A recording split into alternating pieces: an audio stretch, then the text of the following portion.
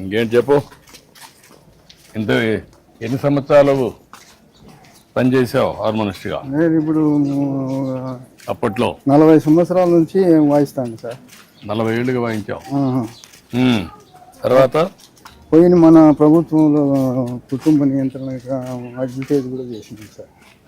కుటుంబ నియంత్రణ హరికథలు చెప్పినప్పుడు హరికథ రూపంలో ప్రచారం చేసినప్పుడు.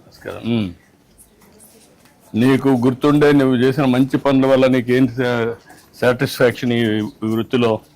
వృత్తిలో ఏం సార్, అప్పుడు ప్రోగ్రాంలకు పోతాను, డ్రామాలకు, హరికథలకు వాయిస్తా, బుర్రకథలకు వాయిస్తా. ఇదేనా ఇల్లు? ఇదే సార్. అప్పట్లో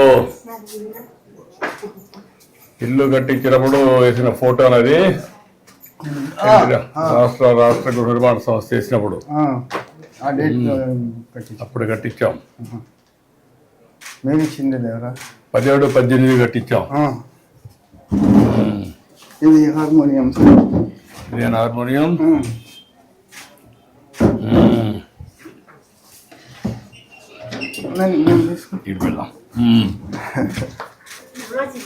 నమస్కారం అమ్మా, బాగున్నావా?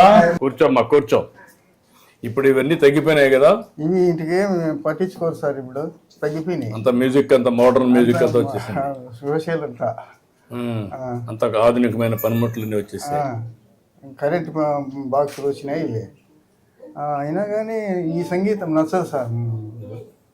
అంటే కొన్ని దిక్కల కొంతమంది ఉత్సాహం కూడా చూపిస్తున్నారు, కొంతమంది ఇంకా అక్కడ ఉండే కళ్ళ ఉన్నాయి సార్. ఇక్కడ పల్లెల్లో మాత్రము తగ్గిపోయింది. ఈ టీవీలు వచ్చినాయి, సినిమాలు వచ్చినాయి, అందువల్ల పని చేస్తుంది. ఇది చేస్తాను సార్. నువ్వు ప్లే చేయి.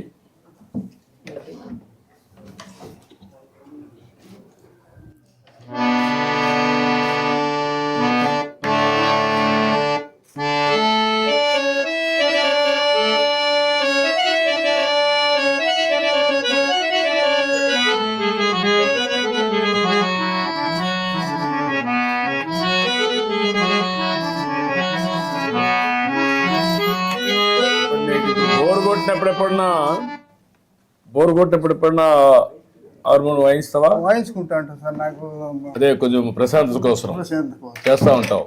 ఇప్పుడు ఏంటి మీకు ఎంతమంది పిల్లలు? నాకు 3 కొడుకులు సార్. ఏం చేస్తారు ముగ్గురు? 2 బెంగళూరులో కాపురం ఉన్నారు సార్. ఏం చేస్తారు?